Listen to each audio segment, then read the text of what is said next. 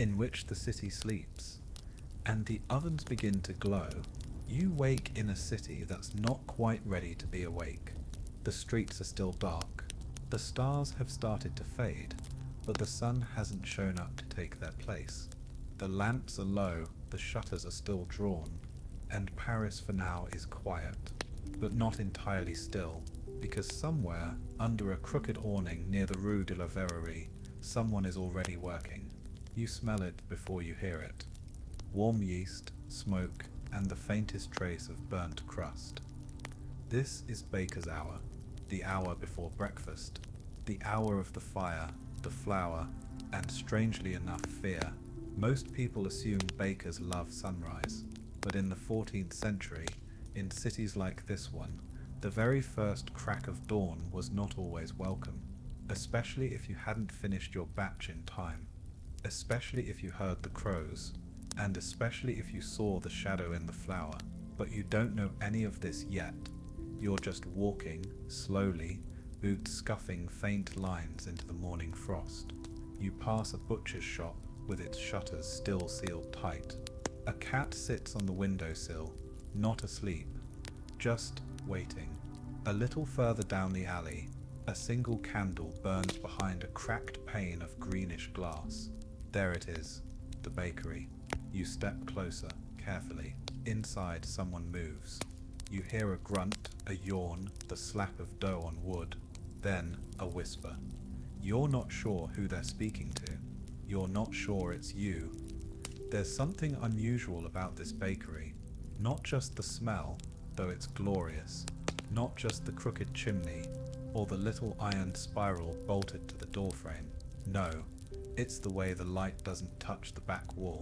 The oven glows orange, the candle flickers, but there's a patch low, near the floor, that remains dark. You stare too long. The baker sees you. He doesn't speak, he just nods once, slowly, then returns to kneading, like the dough has a deadline, and if it doesn't rise in time, something else will. Before we go further, if you enjoy these sleepy stories softly told, slowly unfolding, go ahead and subscribe, give a gentle like and comment your location and local time below. It helps others find us. And more importantly, it helps you remember where you are, because this story, it wanders, and so do we. Now breathe in, smell the crust, the fire, the tension that arrives when things are too quiet, because this morning isn't going to last, and neither is the peace that comes before bread. Let's begin. You enter the bakery just as the first crows call from the roofs. The baker doesn't flinch. He's used to them. He moves with flour on his sleeves, sweat on his brow, and a rhythm that says he's been awake longer than you have. On the table, 3 half-formed loaves, a cloth bundle of salt, and a carving knife that's just a little too clean. He mutters a word under his breath, one you almost recognize. Something about the flour or the shadow. You don't ask. Not yet. Historical fact in medieval Paris, bakers were bound to some of the strictest guild rules in the city. They were legally required to begin work before sunrise, with ovens inspected and fines issued for underbaked loaves or scorched crusts. Bread was regulated like gold, considered essential to public order. A poorly baked batch could be seen as an insult to God, to the king, or just as dangerously to the neighbors. Several city decrees from the 1300s mention surprise dawn inspections, with punishments ranging from confiscation of bread to public shaming. Sunrise wasn't just a signal to start the day. For bakers, it was a deadline. You notice that the baker's loaves are shaped oddly, not round, not long, flat, marked with a spiral. You ask what it means. He wipes his hands. It's to keep it from waking up wrong, he says. Then he turns away. Like that was enough explanation. You're left staring at the loaf. It doesn't look dangerous, but it doesn't look still either. Outside, a dog barks once, then runs. The baker stops kneading, looks at the door, then says, "You've got until the 3rd crow." You ask what happens then. He doesn't answer, just wipes the table with salt water and watches the shadow.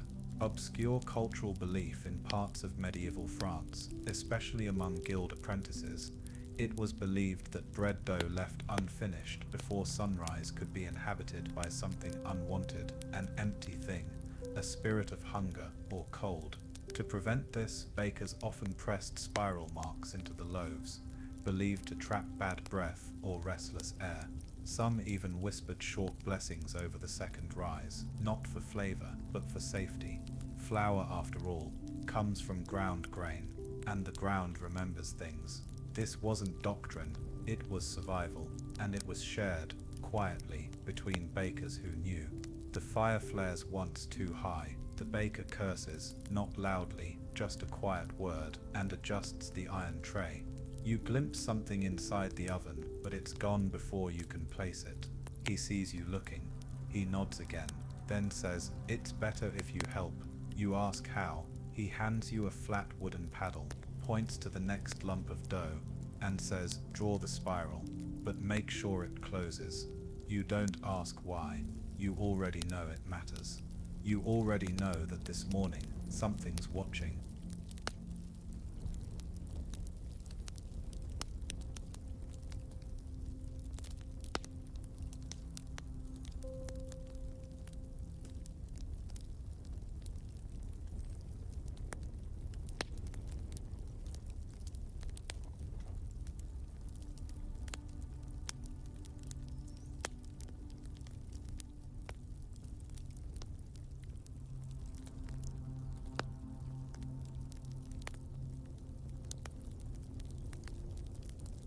You draw the spiral slowly, one curve at a time. The dough beneath your fingertip is cool, pliant, slightly sticky, like skin that hasn't quite decided if it's still alive.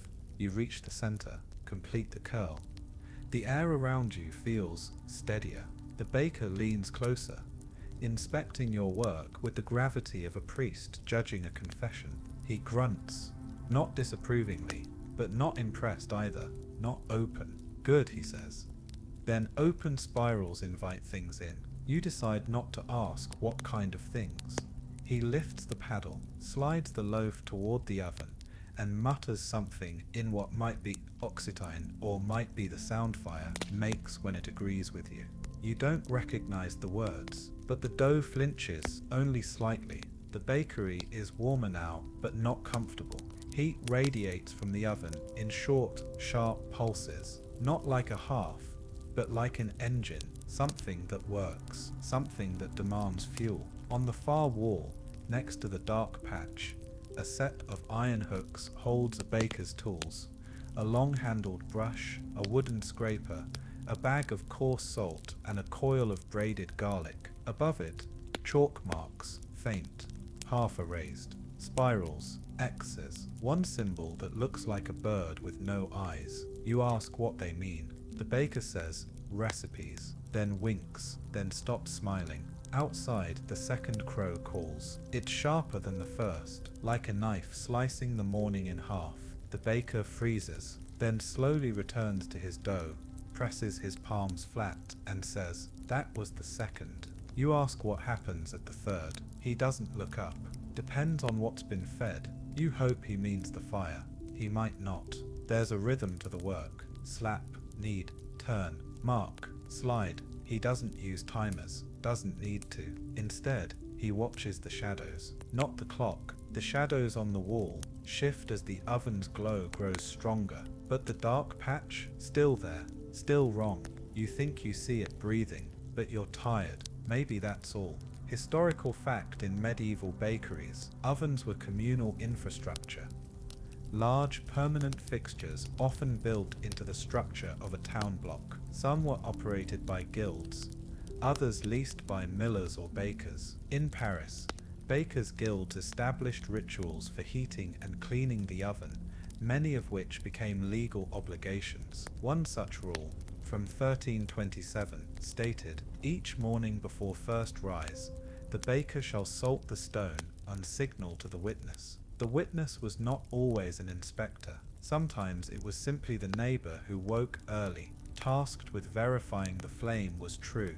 Failure to comply could result in seizure of the bread and public denunciation. On the bakery door, a shame as permanent as any fine. You carry the next tray toward the oven, arms shaking slightly. The loaf looks normal, smells fine, but the spiral you drew in it is no longer visible. The surface has risen too quickly, and you swear it shifted slightly when you picked it up. The baker sees your hesitation, says, "Don't feed it that one." You stop mid-step. "Feed who?" He doesn't answer, just points to a cloth-lined basket by the wall. "Put it in there. Leave it covered." You do. The bread twitches once as it lands, but you don't mention that. He already knows. He opens a drawer beneath the work table. Inside, chalk, bits of ash, a strip of cloth soaked in something dark, and a small wooden carving of a spiral, split in two. He places the split spiral above the oven, then draws another chalk mark beside it. A straight line, a circle, a broken V. You ask what it means. Insurance. You decide not to ask what he's insuring against. The third crow calls, this time from the chimney, and this time the bread hisses. Not all of it, just the one you nearly baked, the one in the basket. The baker doesn't flinch. He walks slowly to the oven, opens the door wide, and throws in a handful of salt and what smells like crushed clove. Then he closes it tight, locks it with a bolt you hadn't noticed before, turns back to you, and says, "You get it now." You nod, even though you don't. Not really, but you're beginning to understand why bakers feared the sun. It's not the light itself, it's what the light reveals, and what refuses to be changed by it. Obscure cultural belief. In certain bakeries in 14th century Paris, apprentices were warned not to whistle during first rise, not because of safety, but because of an old belief that the raw had ears, a phrase referring to dough that had begun to rise but hadn't yet been marked with salt or symbol. It was said that unfinished bread could hear pride and remember insult. To this day, fragments of apprentice songs survive in guild manuscripts. Don't speak above the loaf, don't promise what you can't bake, don't let the dough hear your hunger, and never call it alive. Historians are divided on whether this was superstition or social control. Some say it was ritual, others say it was trauma. A few say it was both. The baker hands you a bundle of herbs wrapped in cheesecloth. "You'll carry this from now on," he says. "Even if you don't stay." You ask what it's for. To remind them you've worked here. You ask who them is. He just says, "The ones who know the smell." Then turns back to his table and begins a new batch. Outside, the sun is finally rising. The shadows don't disappear. They just get better at hiding.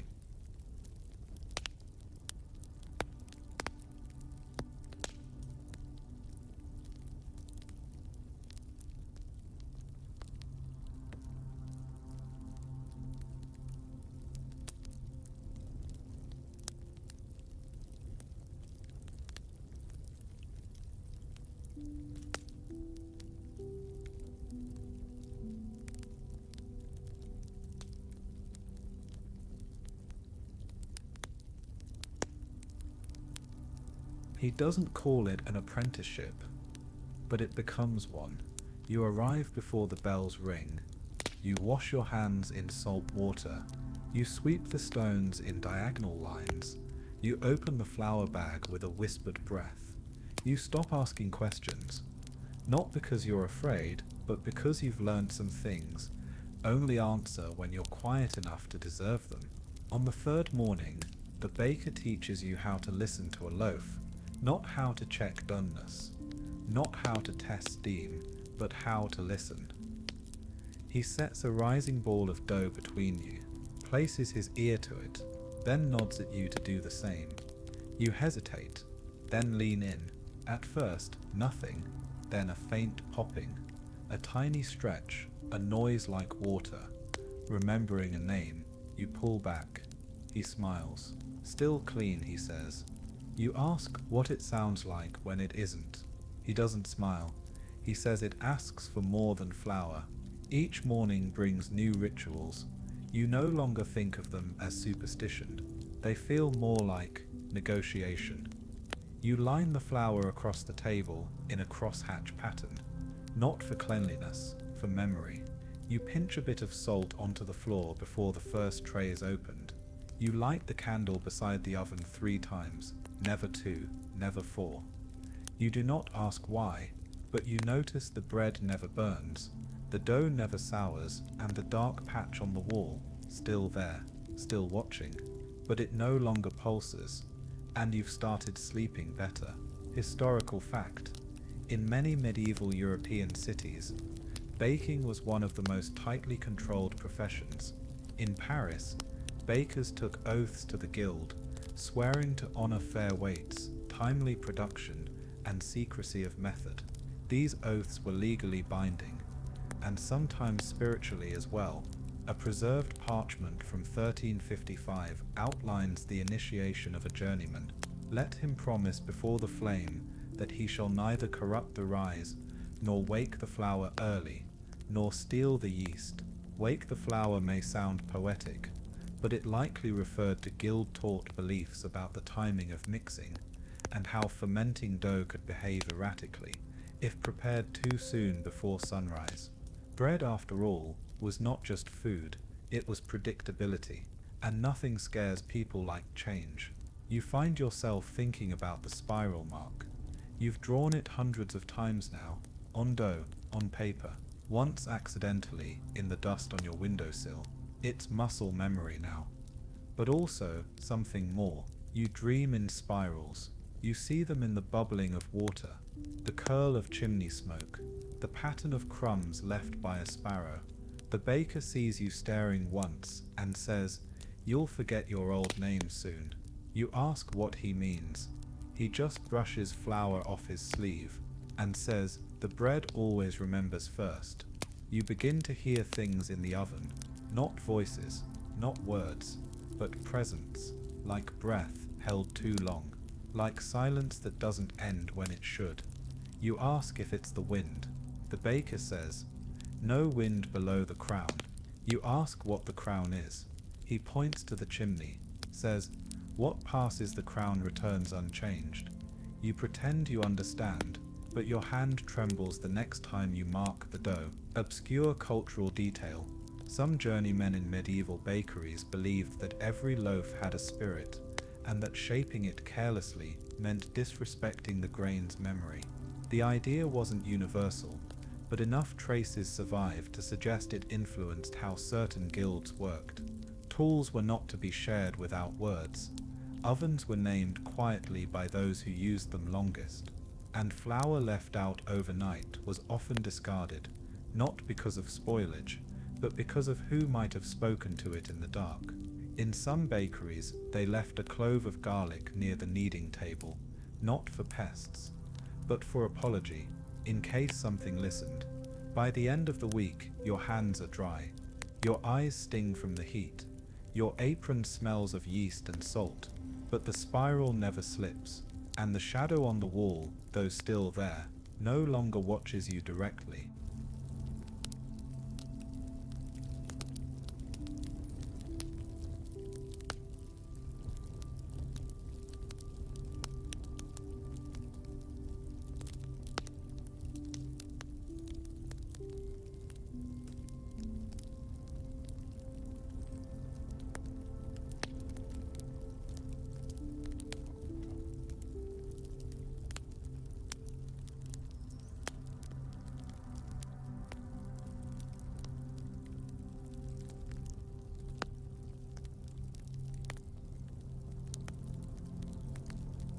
The baker wakes you before the bell. No words, just a knock on your door. 3 times, slow, measured. When you rise, the window is fogged. The bakery is already lit, the bread is already rising, but he doesn't greet you at the table. Today you meet him in the alley. He's barefoot, holding a small copper bowl of crushed anise and chalk. He's staring at the back wall of the shop. You ask what's wrong. He says, "Something answered last night." You don't know what that means, but you feel it in your chest. A kind of weight, not heavy, but pressing. He dips 2 fingers into the bowl and marks the door frame. with a double spiral side by side, mirrored. Not the usual spiral, not the one you've been drawing on dough for a week. This one has no center. It spirals out and out and out. You ask what it means. He says, "It's not for us." Then he says, "Don't speak its name today." You start to ask what name. He just shakes his head and walks inside. The bakery feels strange today, not colder, not warmer, but misaligned, as if the walls have shifted just slightly out of square. Your tools aren't where you left them. The flour feels heavier, the salt is clumped, and the dough won't rise evenly. The spiral slips beneath your finger, twice. The baker notices, says nothing, just lights a second candle beside the oven. One that burns with a bluish flame. You don't ask, you just keep working. Historical fact: a lesser-known aspect of medieval Parisian baking was the use of smoke and scent as indicators of oven behavior. Experienced bakers claimed they could tell not just temperature, but also balance, based on the scent of the first rise. Some even trained their apprentices to listen to crackling bread crusts for early signs of bad yeast, spoiled flour, or spiritual contamination. A recipe margin note from 1371 reads, "If she breathes fast, feed her salt. If she burns quiet, open the chimney. If she sounds hollow before she sings, do not sell her." Historians disagree whether she refers to the oven or something inside it. The baker tells you a story. It's not long, but it stays with you. "Once I left the spiral open. By mistake, too tired." The loaf hissed. Not steam, not gas, a hiss, like warning. I cut it open. Bread shouldn't bleed, but this one wept flour. Wet, thick, whispering flour. I threw it out. The next morning someone knocked, but no one was there. Just a perfect spiral, drawn backward, in ash. He pauses, then laughs once, then lights a third candle. You spend the rest of the day marking loaves, shaping dough, wiping counters, but the rhythm feels different. Each step comes with a flicker of doubt, each rise with a twitch of uncertainty. And when the third crow calls, you feel a presence at the chimney, not loud, but aware. The baker speaks a single word you've never heard, and the oven breathes deep, just once, then quiet. Obscure cultural belief. There's mention in certain folk tracts, especially in Breton texts, of oven dreams. These were said to be dreams shared by those who slept too close to a baker's fire for too many nights in a row. The dreams always involved a third crow, a spiral drawn backward, and something asking to come in. Bakers dealt with this by performing a ritual called le refus du pain, refusing to bake a single marked loaf as a symbol of resistance. This loaf was often burned in silence at night, and its ashes scattered at crossroads. Some claimed it worked. Others said it just made the knocking louder. That night, you sleep lightly, and just before dawn, you dream of a warm loaf with a spiral inside, a spiral that isn't yours, a loaf that never stops rising, and a hand, not yours, not the baker's, knocking, knocking, knocking.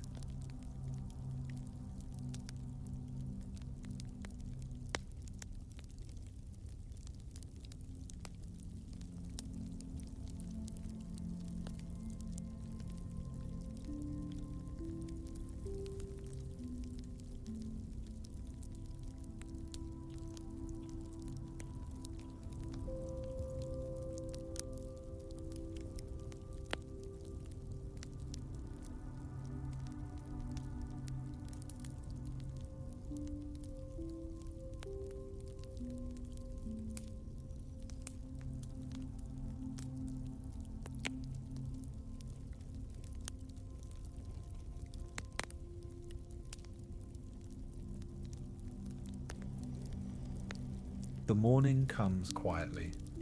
No knock this time. No crow, no dream you can recall. Just a stillness, not calm exactly, but settled. The kind of quiet that comes after a decision's been made. You step into your shoes, run your fingers down the sleeves of your apron.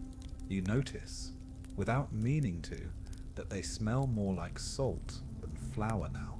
A detail that feels earned. Outside, Paris yawns.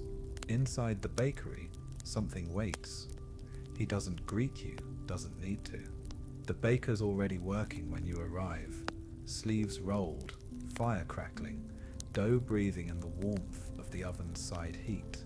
Today the oven feels polite. It hums, it does not hiss.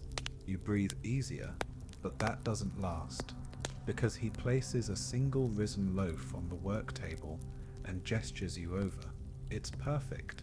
No cracks, no bulges, no lines, no mark. He folds his arms and says, "It's yours." You ask to bake. He shakes his head. No, to decide. You know what he means. You've watched him long enough. You've learned more by observing his pauses than by following his instructions. Some loaves must be marked. Some should be left untouched, and a rare few must be refused altogether.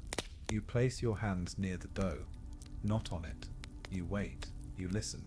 The bakery holds its breath, and so does the bread. It's faint, but it's there. A soft pulse, not alive, but aware.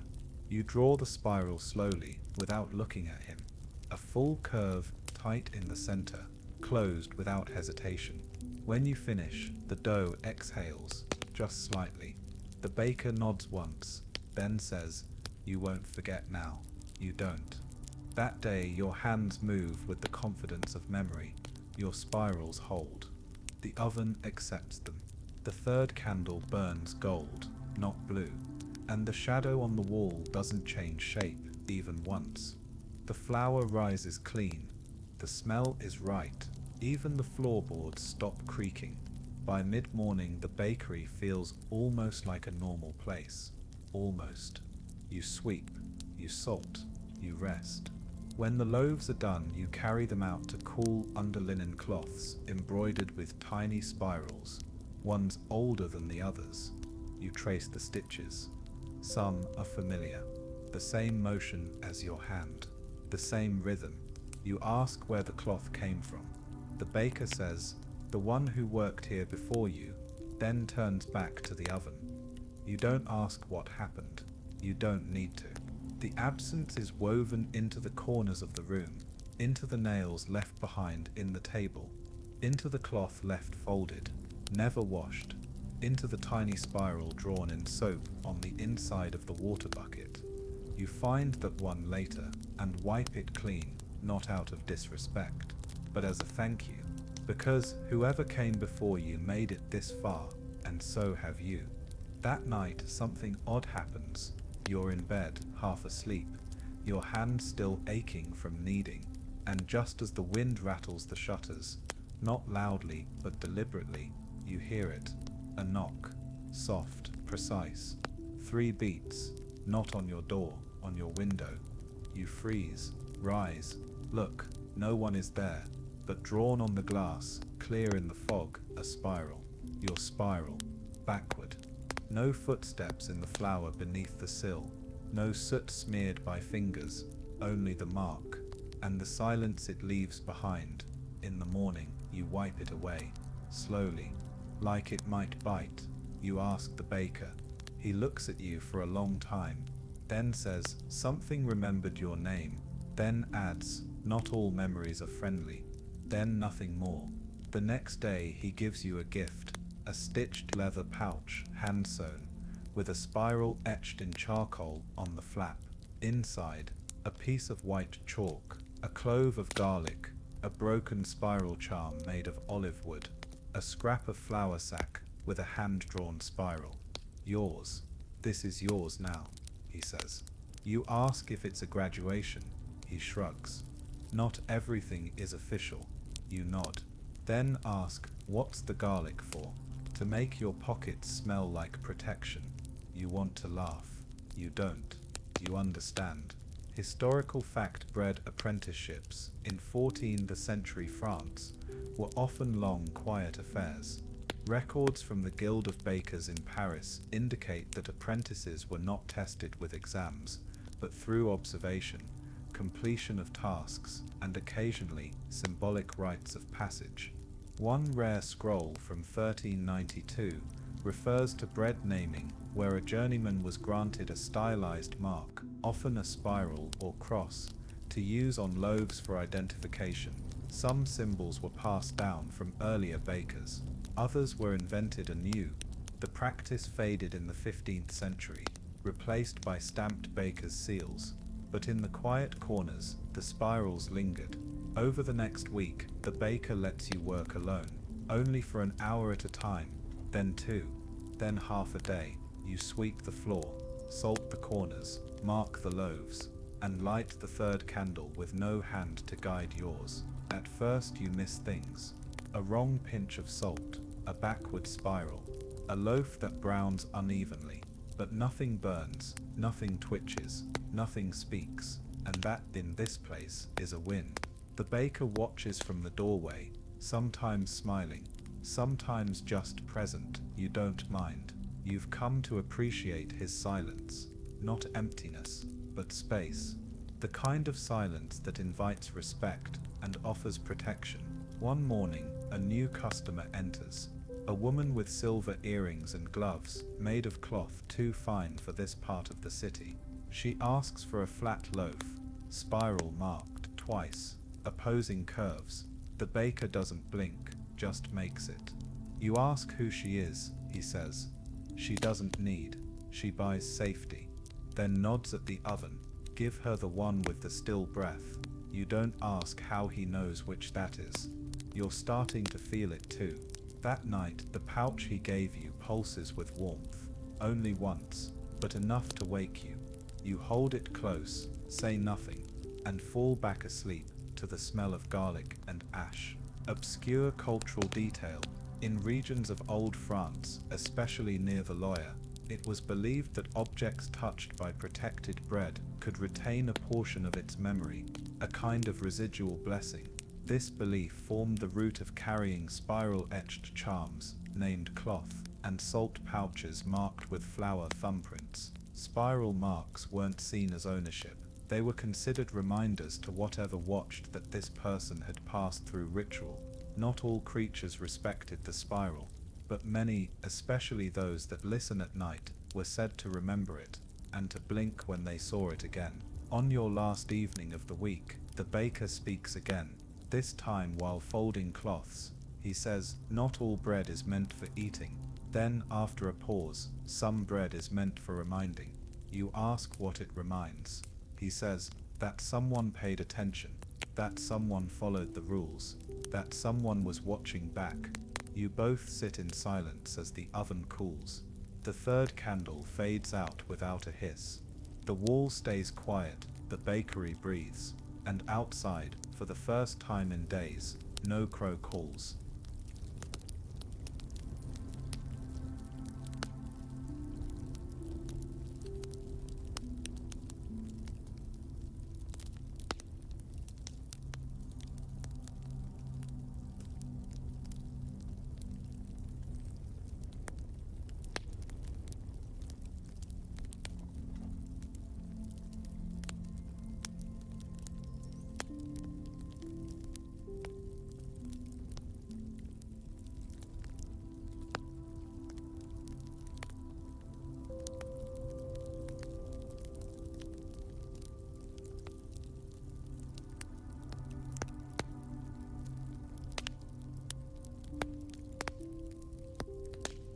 The next morning smells different. Not just yeast and ash, but something fresher, wetter, wood smoke, and wind. It's delivery day. The baker wraps a cloth around 3 loaves, tucks a charm inside the folds, and hands you the bundle. You'll walk this one, he says, same streets as before, but slower. You ask where it goes. He says you'll know the door when you smell it. Then he returns to the table, as if nothing strange was said at all. You step outside. It's early. The sun hasn't cleared the roofs yet, but the air already buzzes with silent errands. Pigeons darting beneath awnings, shutters creaking open just enough to peek. Not welcome. You walk down Rue Saint Cloud, past the vinegar man's barrel, past the alley where the crows used to wait. Not a single bird today. That's unusual. You adjust the bundle in your arms. The warmth of the loaves presses against your forearm like a heartbeat. And then you smell it. Lavender, old wood, burnt sugar. Not from a market, not from an open window, from a single green door with no handle. That's the one. You knock. Not loud, but in the rhythm the baker taught you. 3, 1, 2. The door opens by itself. Just a crack. Inside it's dark. You don't enter. You place the bread gently on the threshold, tuck a single coin under the cloth, and whisper, for memory. The door creaks closed. Not pulled, not pushed, just closed. You stand there for a moment, then walk away. Not fast, not slow, just aware. When you return, the baker is not in the kitchen. Instead, you find a note. Second proof is yours. Listen for the knock. Don't answer on the first. You nod, set to work. Historical fact.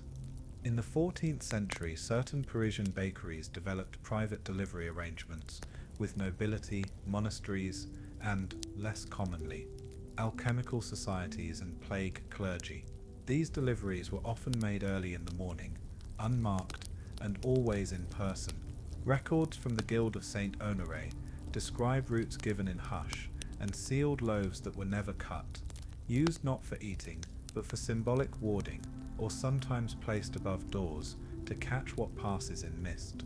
Such loaves were stamped not with letters or crosses, but spirals, teeth-like ridges, or thumbprints in trios. Bread in these cases was not nourishment. It was a message. Back in the bakery, the knock comes. Not on the door, on the floorboard behind the oven. You stop moving. It knocks again. 2 knocks. Then silence. You do not answer. The baker appears. No footsteps, no breath, just appears beside you. He kneels, presses a hand to the floor, then says, "It's fine. This time, you want to ask what it was." He simply mutters, "Memory keeps better when salted," and goes back to his dough. You learn that week that the bread doesn't always rise. Sometimes it leans. Sometimes it shrinks. And once, it splits, down the middle, from crown to base. Inside, nothing, just an empty hollow. No crumb, no scent, just space. The baker burns it without comment, sweeps the ashes into the alley, and draws a spiral with salt where it landed. Obscure cultural belief. Among certain bakeries during the Black Death, it was said that bread that forgets itself, loaves that rose too fast or not at all, were signs that the grain remembered a different hand. In these cases, the bread was not eaten, but burned, sometimes buried. It was believed that some spirits entered bread looking for shelter, and if they found it empty, they stayed. Worse still, if the spiral was drawn open, they might crawl back out. Thus, bakers marked with spirals not to name the loaf, but to seal it. On the 7th day, the baker wakes you again. No knock, just a gentle clearing of his throat outside your door. He says, "Today you see the other oven." You ask, "There's another?" He says, "Not for bread," and walks away.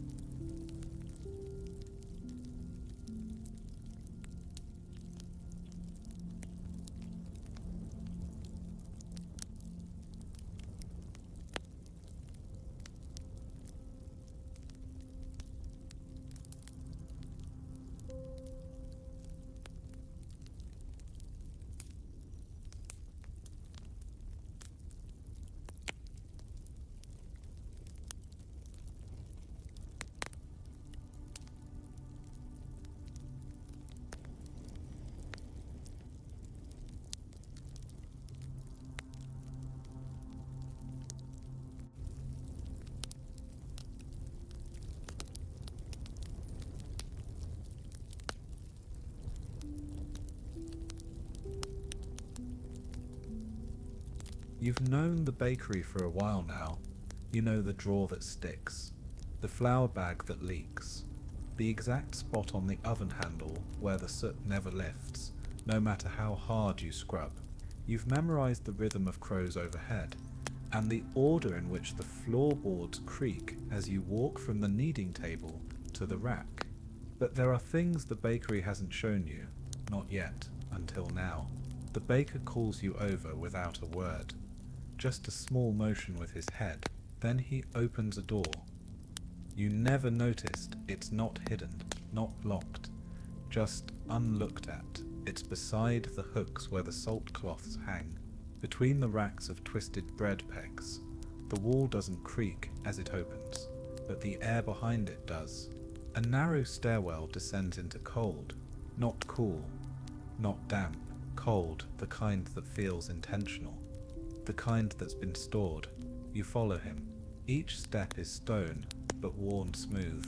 No cobwebs, no dust, just the scent of ash and something almost metallic. Not blood, but memory of it. He doesn't speak. He just leads. You carry your pouch. You count your steps.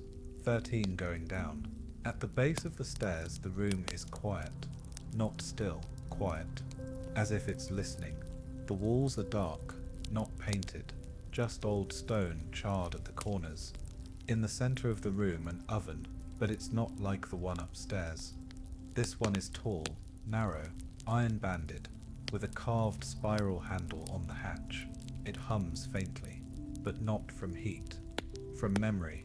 You ask if this is for bread. The baker shakes his head. Not bread for eating. He walks to a long wooden bench, blackened from years of heat, and unwraps a bundle wrapped in black linen. Inside is a single loaf, flat, dense, unscored, but marked with a spiral inside a spiral. One inward, one outward. He doesn't explain, just closes the cloth and sets it near the oven, then says, "You'll deliver this one."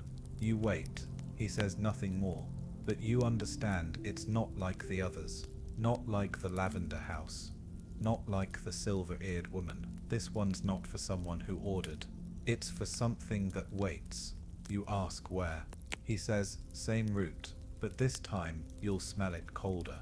You nod. Take the bundle, feel the weight of it, strangely heavy, as if packed with stone or bone. You leave through the side door. The city feels unfamiliar. You've walked these streets before, but not like this. Now, the shadows feel tighter, the alleys deeper, and the air, thick with a stillness that doesn't match the time of day. Even the baker's usual landmarks seem different. The soap seller's stall is closed. The cat on the windowsill is gone. The old man who always sweeps the same patch of cobble is standing still, broom in hand, just watching. You don't wave. He doesn't blink. The wind shifts, and there it is. A scent. Ash. Cold spice. Cedar maybe, but older. It doesn't come from a chimney. It comes from the stones themselves, from beneath. You follow it. Down Rue des Fontaines, past the shuttered winemaker's gate, and toward a square you were told never to cross after dusk. You step in anyway. There's a lion statue in the center, half eaten by moss, missing one eye and always wet, even when it hasn't rained. You walk to its base. There's a small alcove in the stone. You set the bundle inside.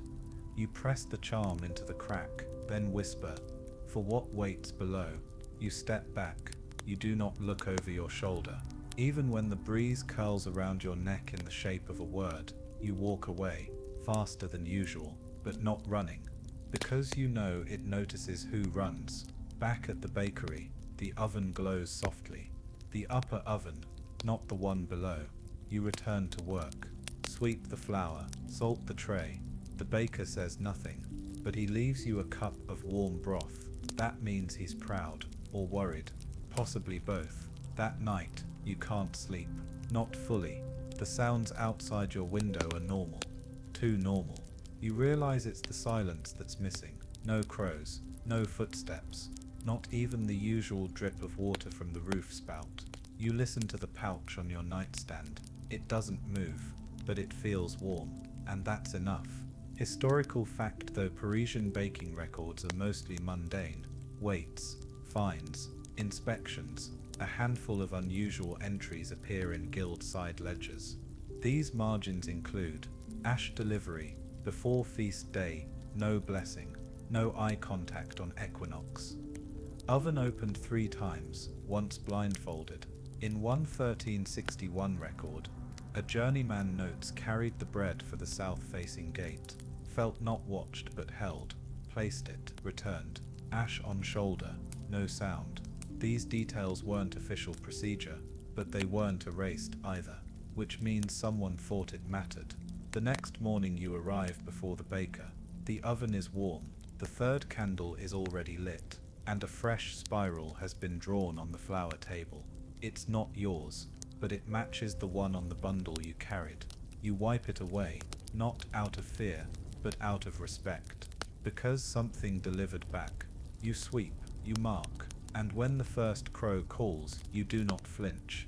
The wall stays dark, the oven stays warm, and somewhere beneath the stones, something watches, but doesn't knock. Not today, and that's its own kind of grace.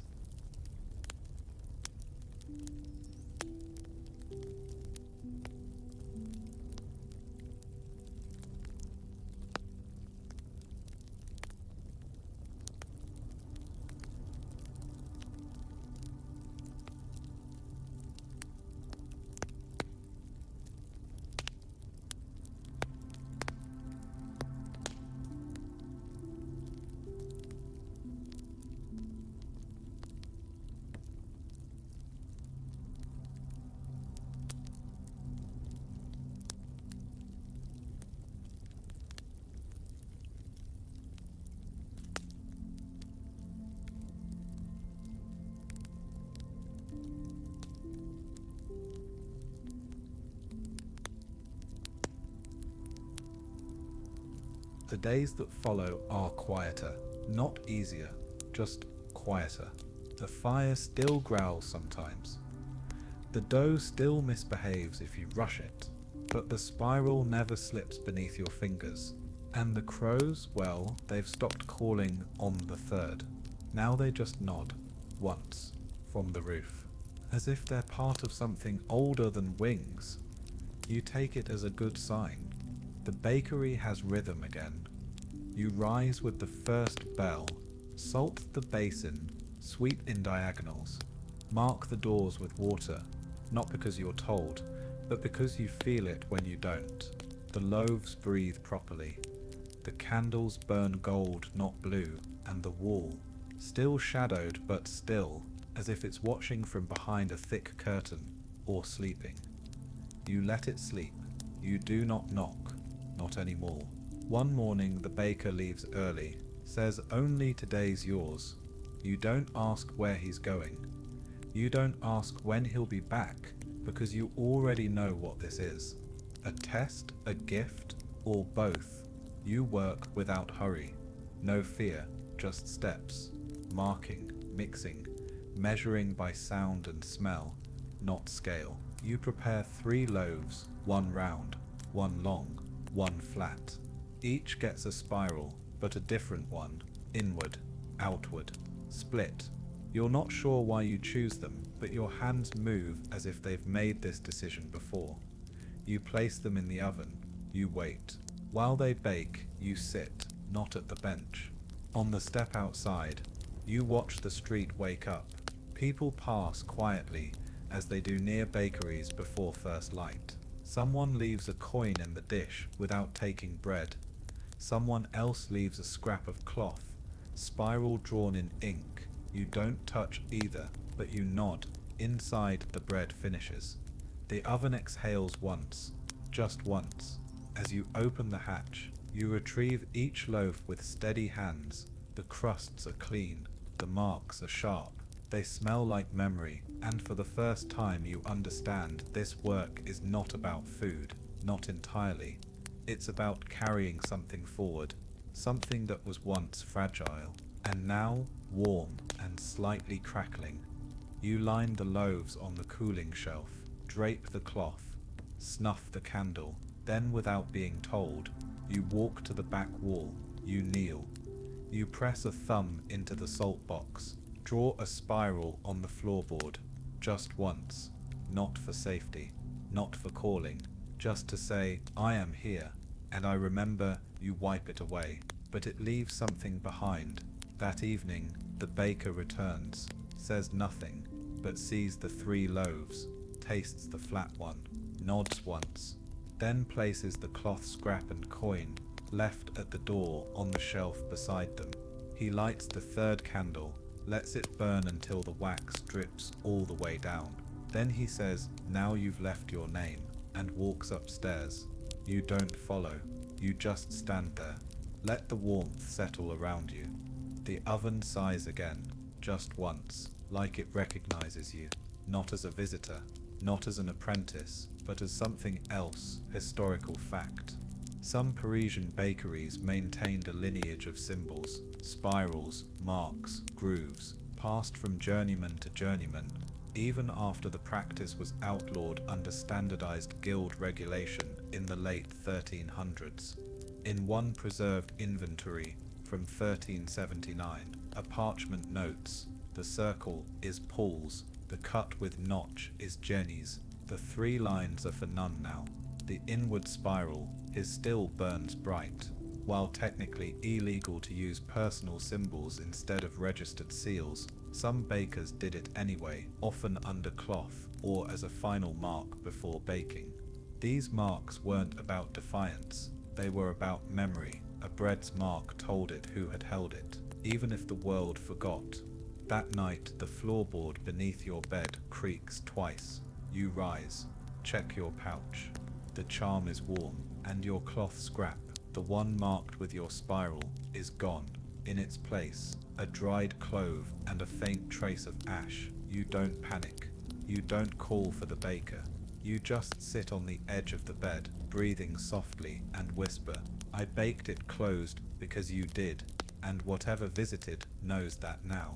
Obscure cultural belief. In parts of northern France, especially along the Seine, it was believed that bread marked with a personal spiral could protect against forgetting winds, small curses said to wipe names, memories, and family lines from history. To prevent this, bakers would gift a loaf marked with a loved one's spiral to be buried, or burned before a journey, or left at crossroads during festival nights.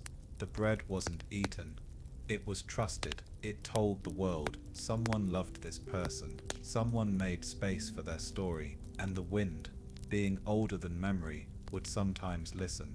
You fall asleep with the faint smell of burnt flour still in your hair, and for once, you don't dream of spirals, you dream of loaves stacked high beneath an open sky, each marked with a name, yours among them, but not the biggest, not the brightest, just steady and still warm.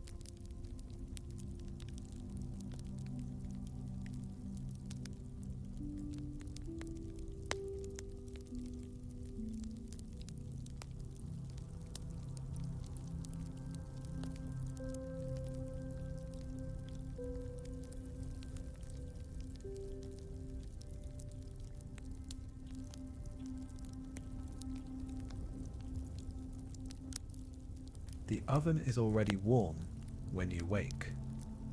That isn't unusual, but today you didn't light it. And neither did the baker.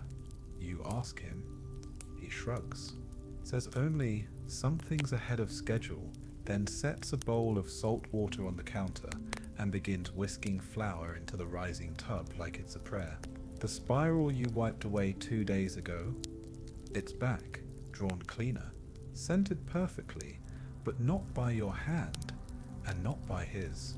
You kneel before it, not in fear, But in acknowledgement, you dip your finger into the salt water, draw a spiral beside it.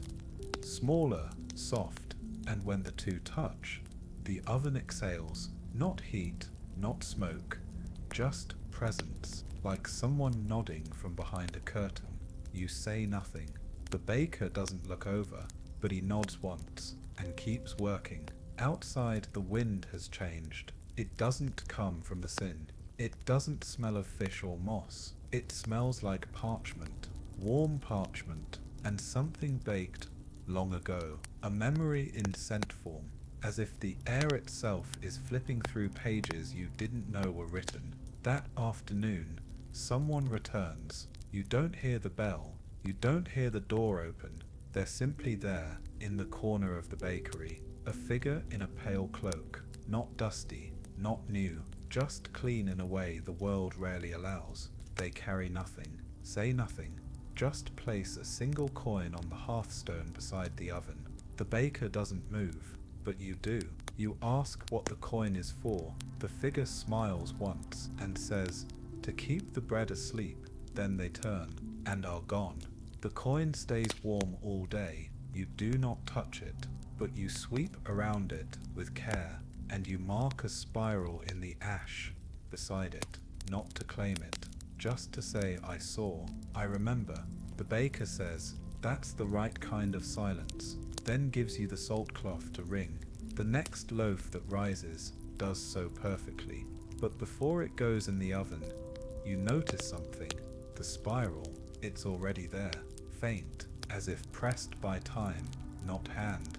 The baker doesn't blink, says sometimes it comes marked. You ask, "Is it safe?" He says, "No bread is ever completely safe," then slides it into the fire.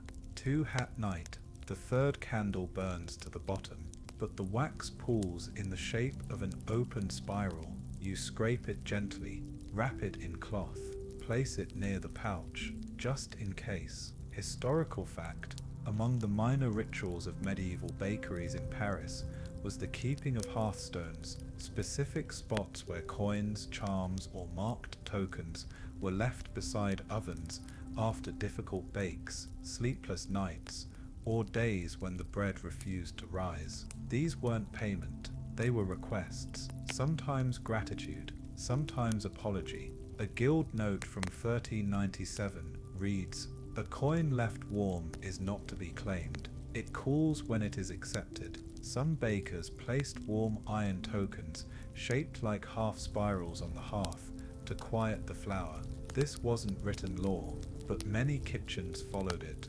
quietly, for generations. You dream that night of a spiral drawn not in flour, but in breath, a slow curl of fog on a window pane. It vanishes when touched, but the warmth it leaves behind lingers on your palm. After you wake, you hold that palm over the bread that morning. The spiral holds, the dough rises true, and for once the oven makes no sound at all. Sole, obscure cultural belief. In 14th century superstition, there's mention of loaves that name themselves. These weren't spoken of publicly, but apprentices passed the warnings quietly. If the mark comes before your hand, it is not bread you're making, it's a memory being rebaked.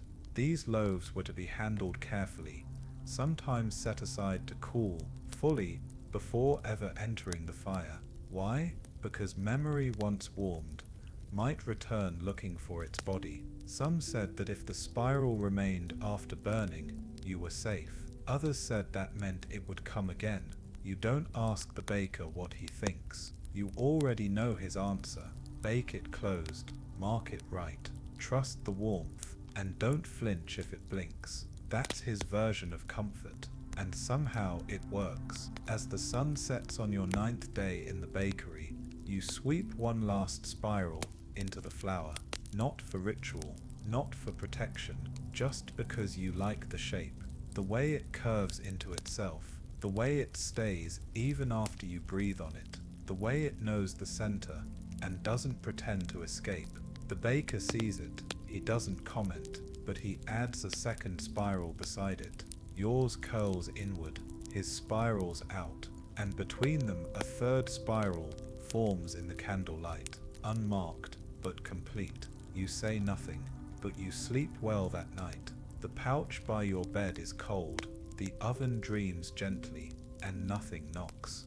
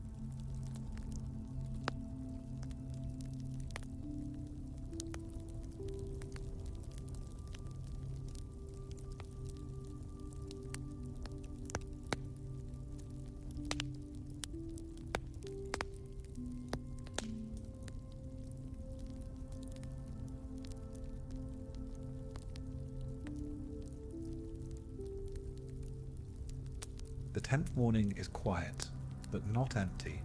The bakery hums with a softness that only comes from completion. The fire burns low but steady.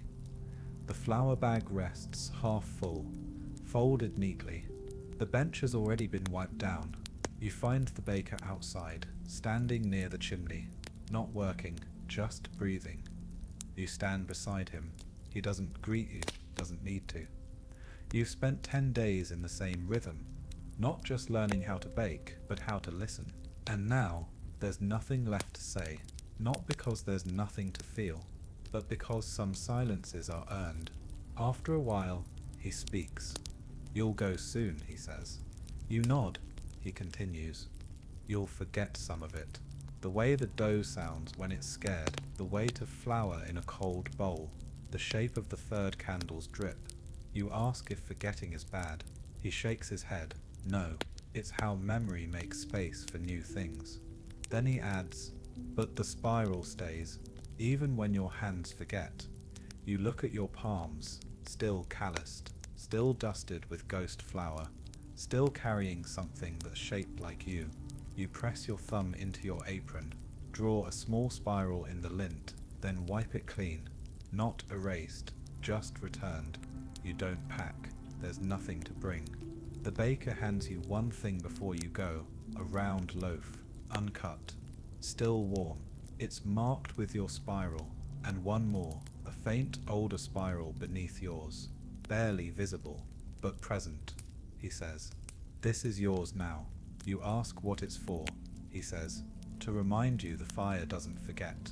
You carry it in both hands, down Rue Sainte-Croix, past the crooked sign of the butcher, past the inn where the shutters have always stayed shut, and as you pass the corner where the crows once gathered, they call, once. Not in warning, not in fear, just acknowledgement. You don't look back, but you feel the warmth in the loaf as you walk, a heat that isn't only fire, a weight that isn't only bread. It carries something older, a memory, a name, a shape. And it stays warm long after the sun has risen. Wind down, the streets begin to fade behind you. The stones grow smoother, the light gentler, your footsteps slow. There is no need to rush now. The loaf in your arms is still warm, still whispering. It doesn't speak in words, of course. It speaks in curves, in weight, in smell.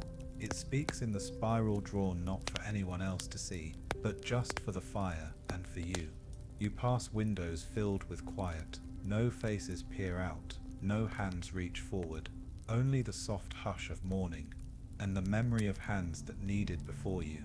The oven behind you, the one you tended, feared and understood, still burns. You feel it, even from here, because warmth like that doesn't vanish. It settles, it remembers, and now it remembers you. You close your eyes for a moment, not asleep. Not yet, just resting, letting the silence spiral inward, letting the breath slow, letting the flour fall. The bread will cool eventually, but not yet, and that's enough. You made it. You marked it right, and somewhere in a city that never truly sleeps, the fire dreams of you.